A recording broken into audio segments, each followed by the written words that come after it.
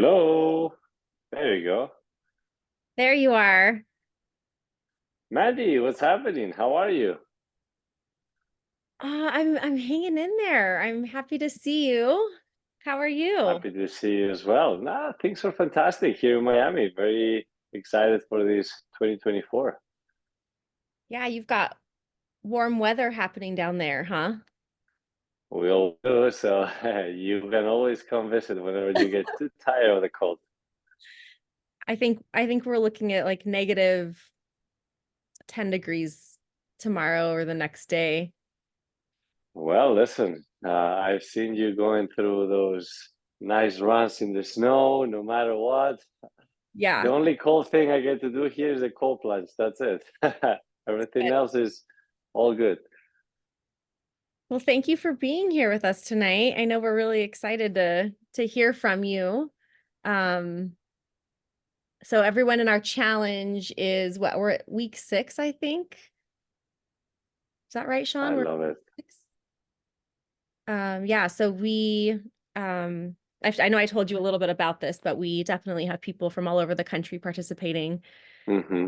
not just in Colorado, but have seen some fun fundraising for the Suicide Coalition nonprofit that we're supporting through this, but then more than anything, just a lot of movement, a lot of people exercising, running, walking, in the warm temperatures and then in the Arctic tundra that we've got here too. So it's been really fun, and we've had awesome speakers, and we're just really excited to have you get us pumped up and inspired.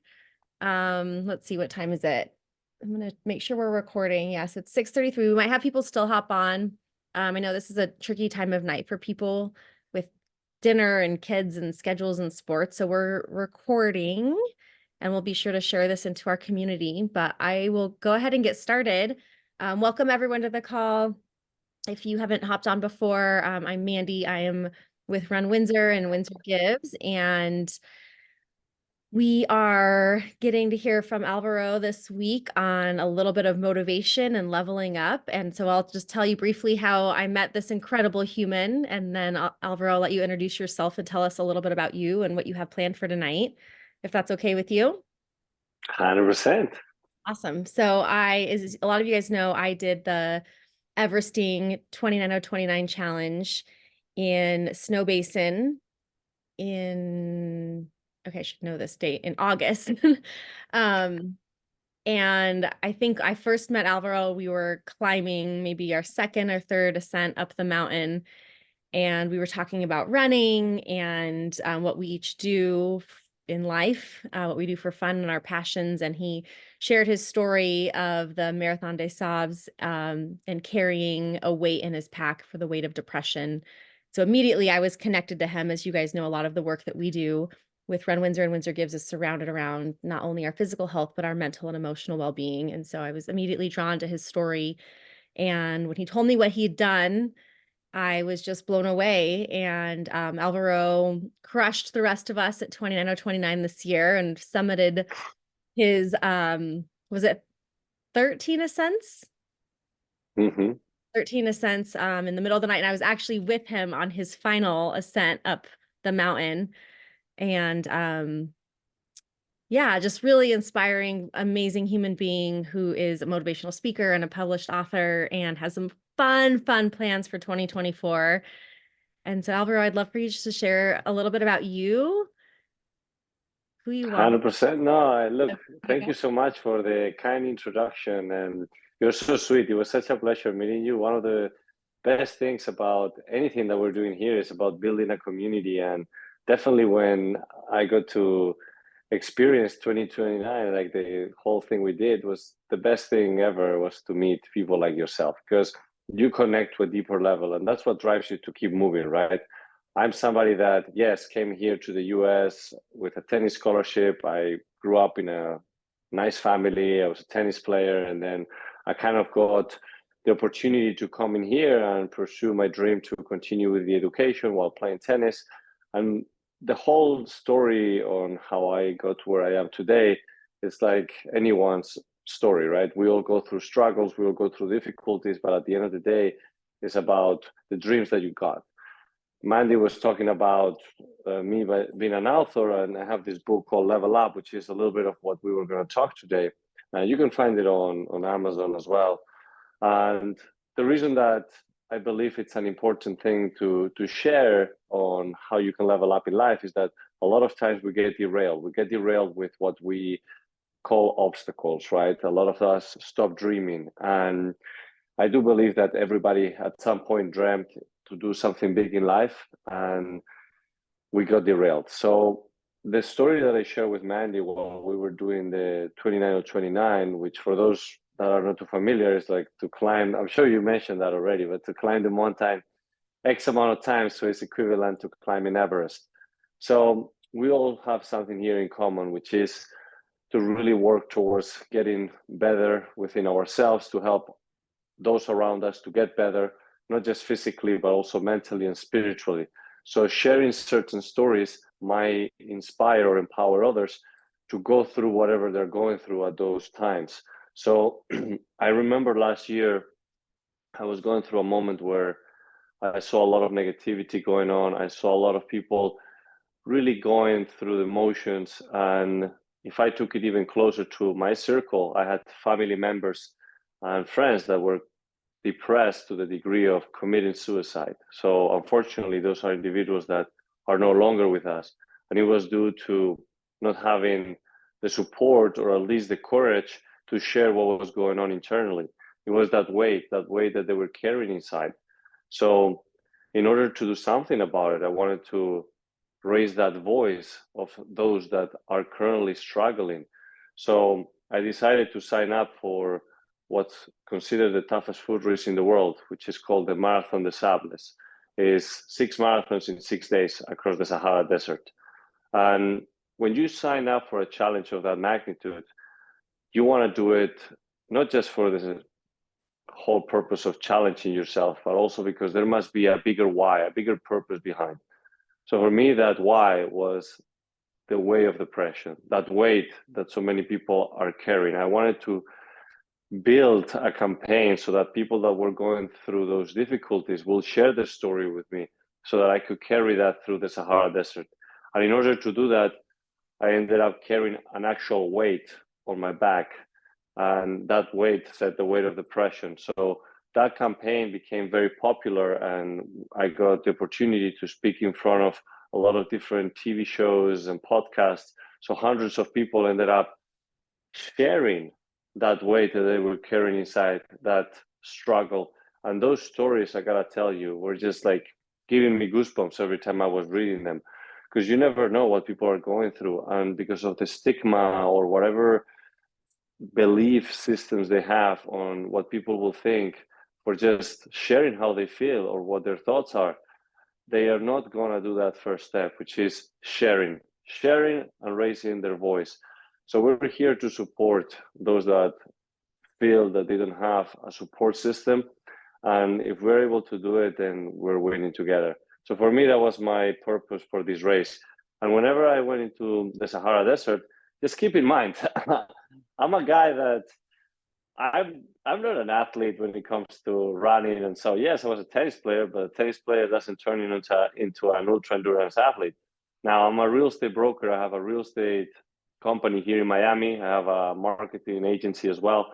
And on top of that, I'm a helicopter pilot, professional skydiver, and I have over 1 million followers on social media. So I get to also enjoy the luxury lifestyle. And look, when you're doing all those sorts of things, you ask yourself, okay, but what is this really doing to help other people? Like, yes, it's cool, it's entertaining. People going to my Instagram, which, by the way, you can find me on Alvaro Nunez, and this is how you spell it, by the way, Alvaro.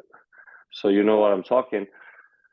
And look, it's fun, right? Like, people see that and it's like, man, this guy is crazy. He does all this fun stuff, but it doesn't mean anything if you're not really making a positive impact. Yes, it's cool to inspire, but you want to empower. Empowering is way more stronger than inspiring. And I wanted to empower those that were actually going through difficulties. And in this case, there is nothing more difficult than being deep dive here in your mind in a very dark place.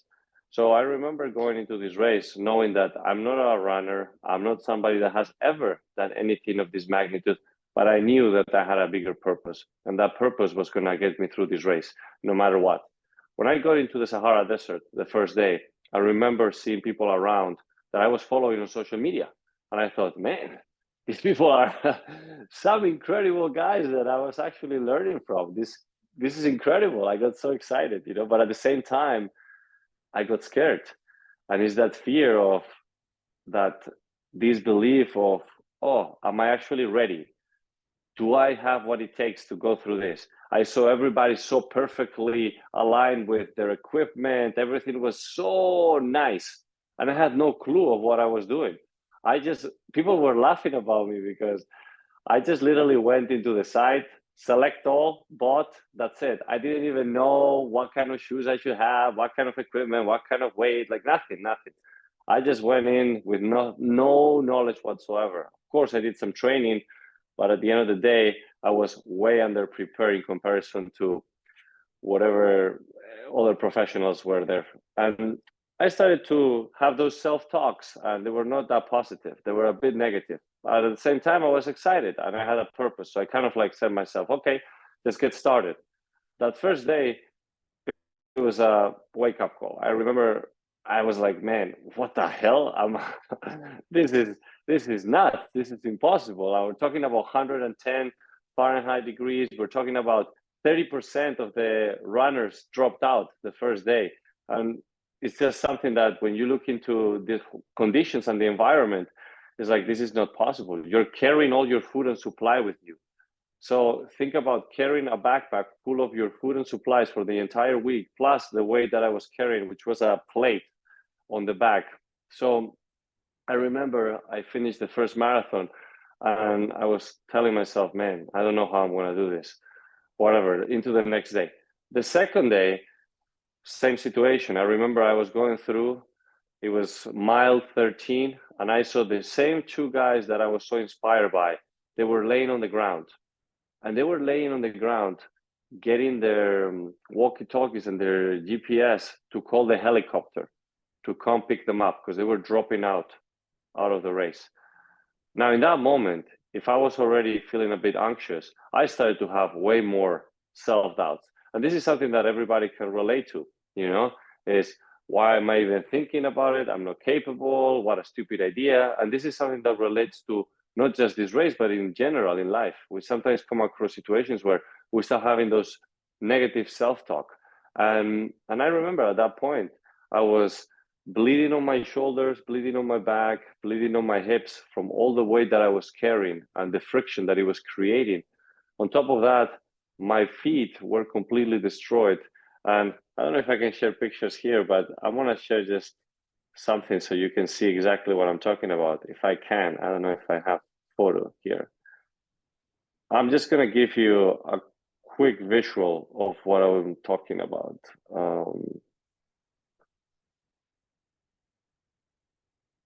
So this is the weight that I was carrying throughout the race. As you could see, the weight of depression. Now, this is the environment. This is how things look. Every single day, there is no shade, nothing around. It's just you by yourself carrying all the food and supplies. Now, that second day, and I'm talking about the story because you guys are going to reflect on it a bit because it's something that definitely applies to anything in life. That self-talk made me wonder, why am I doing this? And I remember when I started to look at the blood coming out of my shoulders, I started to feel dehydrated. And when I started peeing, I had kidney failure and I started to pee blood. So I said at that point, well, I definitely need to stop. I don't know why I'm doing this. What a stupid idea. If these guys that are so good at what they do are dropping out, who am I to even try? So I remember at this point, this is how my feet were looking. And this picture right here is just the beginning on how those feet looked because of the whole sand being so hot that your feet were melting within the shoes because you're having those gaiters so that the sand doesn't come in. So it creates like this oven, like it's just really, really, really uncomfortable to be going through those situations like that. So I remember I took my backpack out and I said, all right, well, to hell with this. Why am I even doing this? Why? But that was the moment where the why shifted. I put the backpack down and I looked at that weight, the weight of depression. And I said, this is my why. This is why I signed up for this. This is why I'm here. And in 1 second, my whole perception changed. My whole self-talk changed. I was no longer telling myself, why, stupid idea, I'm not capable, I'm so weak, I'm so stupid. To all of a sudden, I'm capable, I'm strong, I'm unstoppable, I'm relentless, and I have a purpose. And I started to scream the names of the people that actually share the stories with me. I was carrying all those names and all those stories with me. And I started to scream those names as I was putting one foot in front of the other. And I continued moving forward. I had that backpack back on, and I kept going, and I kept going, and I kept going. And I crossed that finish line that second day for that second marathon in the toughest conditions I've ever been in my life. I went straight to the emergency tent. And when I went there, the nurse, when she looked at my feet and looked at my condition, she told me, you cannot continue like this. And I said, look, I understand, but I'm going to finish this race.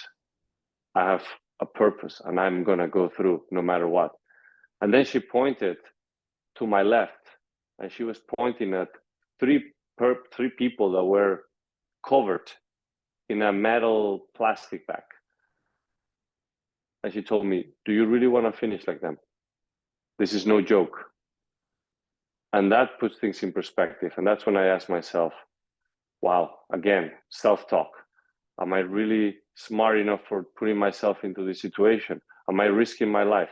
Am I really doing this just because some branding or what is the real purpose behind this? Like, I started to balance things. But then again, my mind triggered when I started to ask myself the why. When you have a why that is stronger than anything else, there is no balance. There is no better or worse. There is no, okay, but here I can do this and this is not going to be good enough for this and that. No, it's no longer a balance. It's just you do it, period. And whatever obstacle is along the way, you're going to figure out. You're going to turn it into your superpower, which is, by the way, what I call in my book. It's level up, turning your obstacles into superpowers. Those obstacles that I was encountering ended up becoming my superpower because thanks to that, I had to reframe the way I was thinking.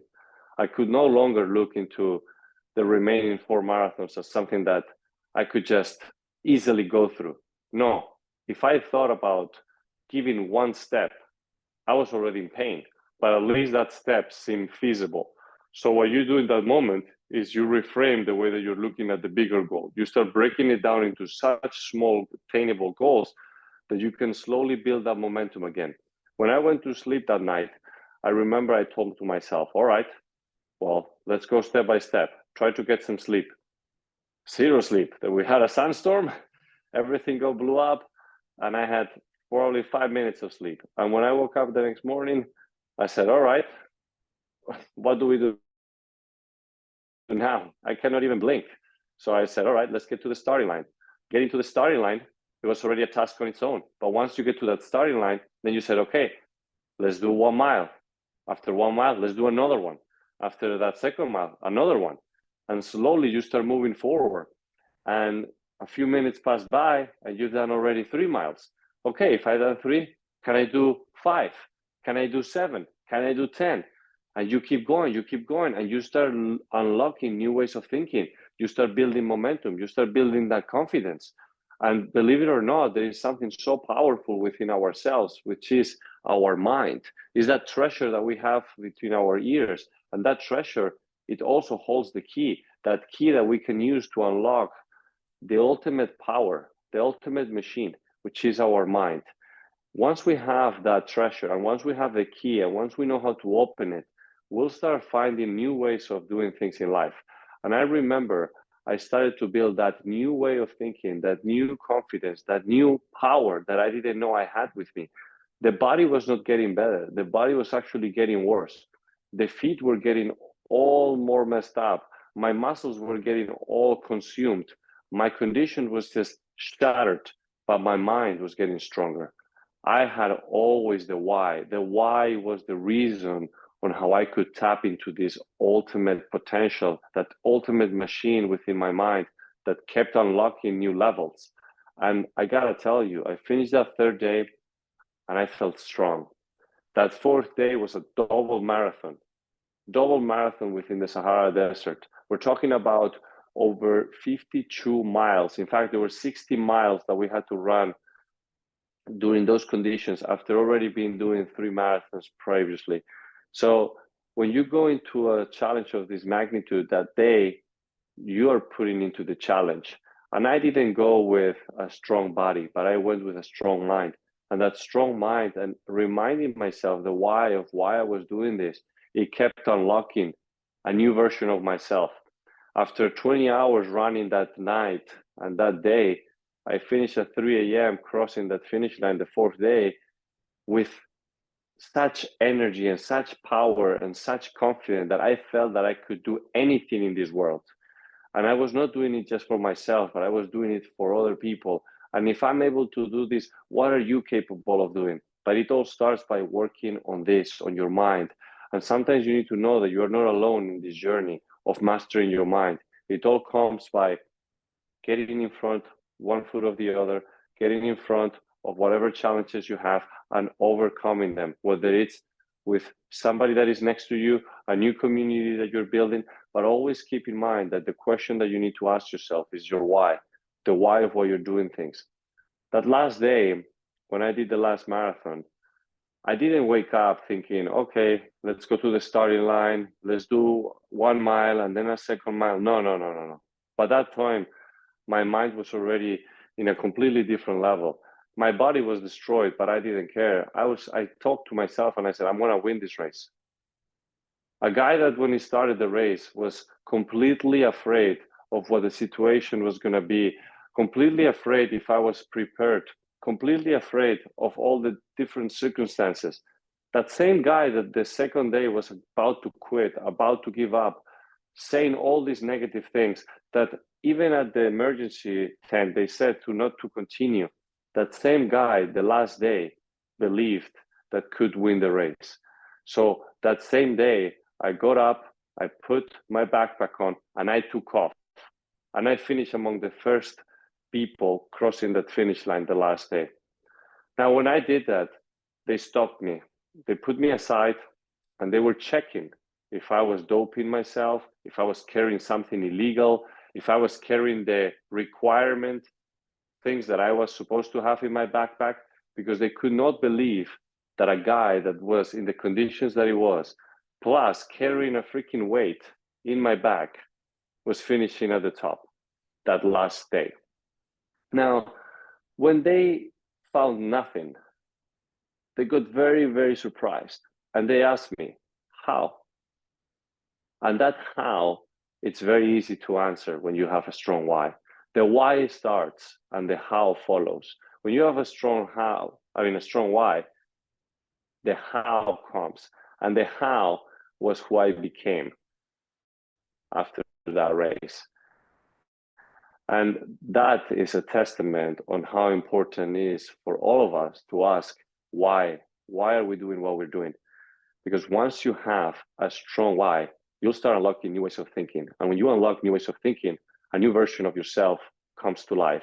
And that version of you is the person that is going to do whatever you ever dreamt of. So start by looking at yourself in the mirror and asking yourself, why am I doing what I'm doing? And once you've answered, go again and ask yourself, go deep into those thoughts, go deep into those answers, and then keep on developing that. Because once you know to the core why you're doing what you're doing, once you have that purpose, you're going to move mountains. And no matter the situation, you're going to be able to just conquer your own dreams. And not only that, but also help others conquer theirs. That's amazing. Thank you so much again for that story. And I think that marathon, is it a 50% finish rate? I remember looking at it after Yeah, every year changes, right? Some years, one year was 10%, another year it was 50, and you never know. It's conditions change. Yeah, and I think your lesson there, it's so relatable to, obviously we've got people on the call who run ultra marathons. We also have people on the call who are walking as part of their challenge. And I think it's just so relatable to not only what we're doing physically in life, but like you said, anything in our daily lives, whether it's, any challenge, whether it's family or our work or physical endeavors. But I think what resonates so much with this community here is that reason why. And once you identify it, the power of the mind, I think, is really overlooked, especially in endurance sports. There's Hmm. so many leaders in endurance these days and ultra marathoners who are really starting to talk more about the mental side of things. Um, and I've experienced that myself. And I don't know, I'm sure I shared this with you, but Hmm. like I've run the Leadville 100 twice, and I show up and I look at everyone else at the starting line, and I know I am not the strongest, the fittest. I have not spent as many hours training as some of these individuals, but what gets me across the finish line every time is just it's that mental side of digging in, tapping into the reason why, and that determination to not give up and know that when we're going, we always have way more to give than what we think. And when we think we're at our limit, we're really not there. That there's more So to. true. And if the mind believes it and tells the body to do it, the body will follow suit.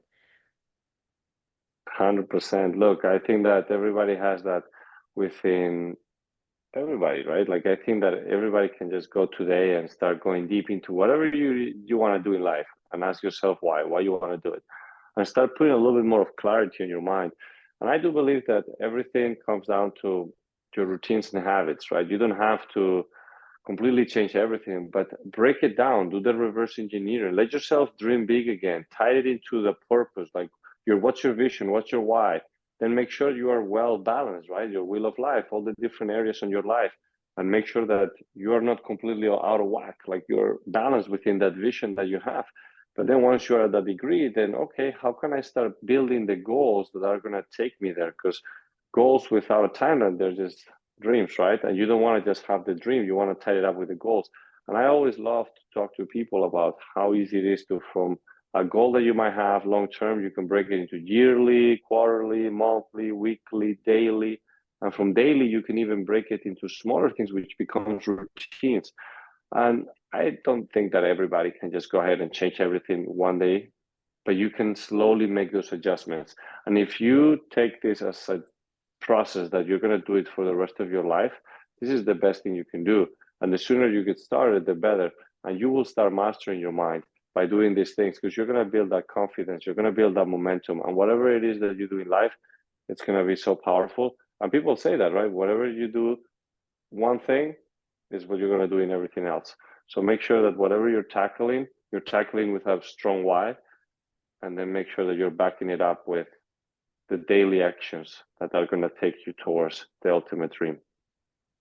Yeah, one thing I listened to your audiobook, and then I went back and read it too. Was so kind to hand out a few copies of his book at Everesting, but I listened and I went back and reread. And one thing that I really loved was that reminder. I mean, you have some really powerful daily habits that are so inspirational.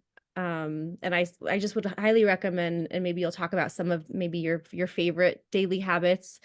And I think it's important to remember that that's not a cookie cutter thing, right? Like, so your daily habits aren't going to work great for anybody, but it's that reminder of what you're doing and how you're spending your time. That's going to be reflective of your goals and what your output is, what you put into life and how you spend your time. That's what you're going to get out of it. Same with who you surround yourself with.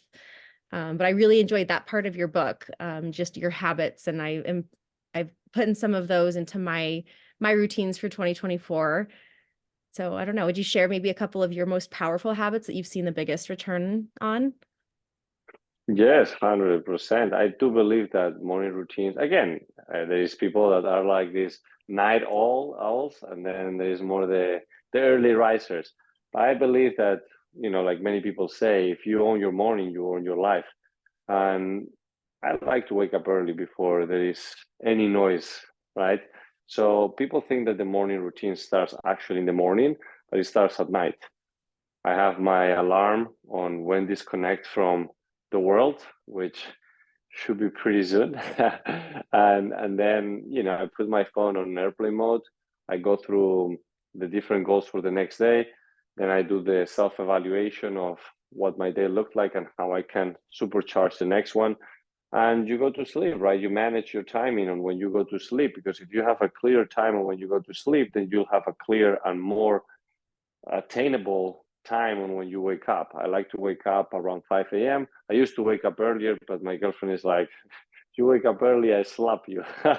Even though I try to be very, very quiet, But the endurance athletes, they gotta train as well. So no, but I think that waking up early is a superpower. It's one of my favorite things to do. And as soon as I wake up, my phone is actually outside of the room. I never sleep with the phone next to me. I have it outside so that I need to actually get up. I actually carry like this Garmin so that my watch vibrates first, and then 1 minute later it's gonna sound. So I said, okay, I better get up before the alarm goes on in the living room, because then my girlfriend will kill me.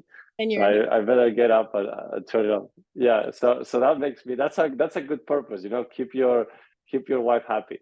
So you want to make sure you don't disturb. But no, so you get up, I grab the phone to turn off the alarm. It's still on airplane mode. I don't check on social media or anything. So the first thing I do is actually I write down my dreams. Then I go over the things that I'm grateful for, 3 things that I'm grateful for, just to put myself grounded and in gratitude. Simple things, right? And then I like to take what I call the morning activation. I start listening and visualizing everything in my life. So I have an actual slideshow. It's like a movie that I recorded of what my vision looked like. It's like different pictures with music and sound and my voice narrating that dream. And that's what my vision is. So I watch that every morning. That's the first thing I watch and that I look into. Then I start listening to my own voice on my why, on the things that I do and why. So that puts me in perspective, and it gives me the goosebumps every morning, right? When I read it and I listen to it. Then while I'm doing that, I'm having the hot lemon water with ginger and some pink salt or some sort of nutrient that keeps me alkalinized and moving. Then I like to do the push-ups, I think that keeps me moving. But more importantly, I like to just stretch a bit, meditate for a bit, just something quick that keeps me grounded, keeps me present, keeps me calm, keeps me flowing. And then I go work out. While I'm working out, I like to either go with nothing, just to be on my thoughts. So it's very surprising, right? And we're talking about the mind here. I was very shocked. I went to do the 12-hour walk, which is the challenge from our friend Colin. And, it's 12 hours that you go for a walk, and it's just you and your thoughts, no music, no podcast, no phone, no nothing. And I was just going through the intentions, right? And I remember I was thinking about something that I read recently, which is that 65% of men and 25% of women would rather get an electric shock than to be sitting on their own thoughts for 15 to 30 minutes. So I find that crazy. But I'm not surprised, because I started to have this conversation with a few people. It's like, oh, hell yeah, I hate my thoughts. I don't want to listen to my thoughts. It's like, whoa, whoa, whoa, whoa. And these are people that are very successful. These are people that are doing well. How dangerous is that if you cannot even be with your own thoughts? That's why people are jumping right away on the phone in the morning. That's why they're scrolling through emails, this. They cannot sit still. So that's why I always try to make it something important every morning, to at least for 15 minutes to be on my own thoughts. And that's while meditation or while stretching or while something that is just me and my thoughts. And then after, I go for the run or some sort of exercise. And same thing, I either listen to a podcast, listen to an audiobook, or I go just me and my thoughts. And it's very powerful to see how strong you can get if you keep practicing this daily, right? It's a compound effect. Now, when I finish my morning exercise, I like to either do a little bit of sauna and stretches, or if I've done it already, I go into the cold plunge. I do that regardless. I like to do the cold plunge. The cold plunge is like your shot of adrenaline coming through your blood. Not only is good for you in terms of reducing inflammation and sleeping better and so many other qualities, but also the way that you feel after, right? And I like to do that every morning. And besides that, I just have already everything prepared for the day. So I have my smoothie ready, I have everything ready. But one thing that I recommend everybody to do is not just to go through your goals right after, because I like to finish my morning routine by going again through my goals for the day and just put things in motion, take action. But I try to take every day 10 minutes to just go through the list of people that are in my life, to just thank them for something that they've had an impact in your life, something genuine. It could be something as simple as a short message or a selfie video or an audio, but something that reminds them and that shows your gratitude. Because being grateful for something and not sharing it is like packing a gift and never giving it. So I try to always do that, because I often think of people, right, that I'm grateful for, but it just comes to my mind and then I keep going. So I try to make this an activity daily. And if you think about it, if you do this for 10 minutes every day, look how many minutes and how many people you're going to be reaching out every day with something positive. And I do believe could be law of attraction, could be karma, could be energy, whatever you want to call it. But I do believe that whatever you put out in the world comes back to you. So if you're putting gratitude, love, positivity, good energy, good intention, it's going to come back to you. So yeah, those are some of the things that I do believe are very powerful, that have helped me. That's something that is non-negotiable. My phone has been on do not disturb and on airplane mode ever from the night until I finish sending all these messages. Then I release, and then everything gets sent, all the things start coming back, but I'm ready, I'm ready to take on the day. And I think that you build an amazing momentum when you start your day by doing your version of your morning routine, right? Some people have different things because they have kids, or they have the dog, or they have this, or they have a job that they need to do at night that finish later. So everybody's different. And I did not start one day and be like, oh, let me just put all these things together and see how it works. Oh, perfect formula. No, it doesn't work like that, right? Like you start with one thing, and when that thing works, you stick to it. I tried other things. Some I like, some I don't. So whatever I don't like, I take out. Whatever works, I stack it. So habit stacking is the best way to keep on improving your morning routine. And I don't even think of a morning routine anymore. I used to be more about, morning routine. But these are just my habits, I just do it, period. It's just, I don't think about it anymore. And then my morning routine has almost become like a morning early afternoon routine, because it just keeps on expanding and it's just so flawless. But you just have to keep on adding things and stacking them until it just becomes flawless, right? So keep trying things, be curious, be learning from those that inspire you, build community, because that's the best way to connect with great people that think alike, or that at least have similar values. Because I do believe that you learn a lot from people that are doing different things in life. But as long as you have similar values, then you're going to connect to a higher degree. And the reason that I'm here tonight is because I had a great conversation with Mandy and Sean. Mandy, was great to meet her during that challenge, and we connected deeply into similar values and our ambitious and some hobbies. But at the end of the day, the core of it was our values, and we're here to help. I personally, the reason that I wrote a book, or that I'm going into different conferences to speak, is because I do believe in the power of empowering others. And I didn't want to have a big social media and just use it for the sake of entertaining in a fun way, but I wanted to be able to use that as a platform to help other people to be their best version and to level up in life. So I appreciate also the opportunity to be here, and I hope that I get to meet all of you at some point, whether it's in a run, on a walk, or just doing something fun. I love it. That was so awesome. We have just a couple more minutes if you have time, just a few more. Does anyone else have any other questions? Yeah, I would like to see if somebody has a question and then I can answer to that.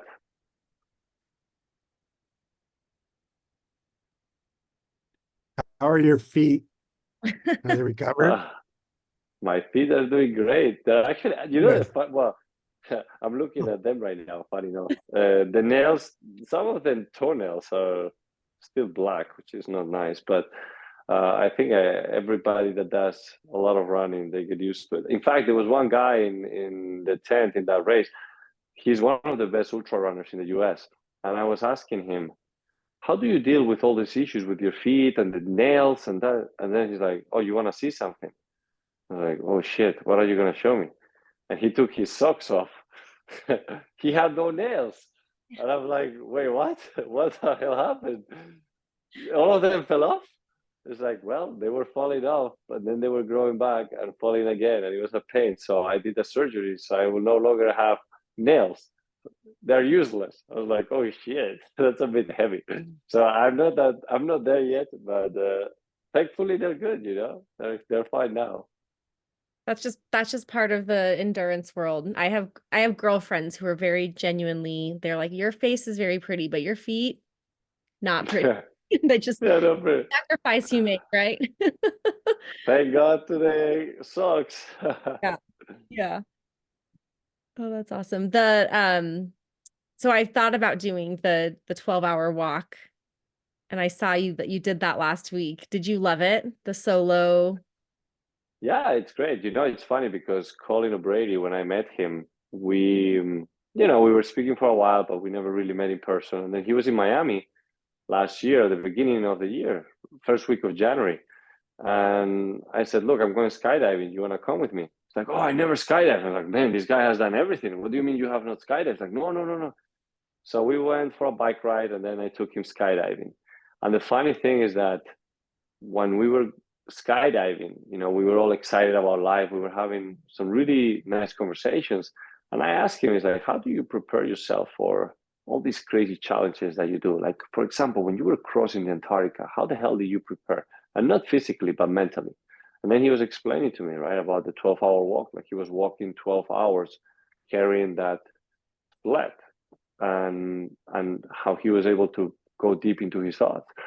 So he was telling me about the 12-hour walk, and I said, okay, cool. I'm doing it tomorrow. I canceled everything I had the next day, and I just did it.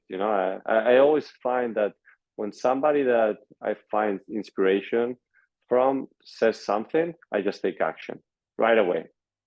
And if it's not tomorrow, because whatever reason, at least I put it in the calendar. And once it's in the calendar, there's an 80% chance that it's going to happen.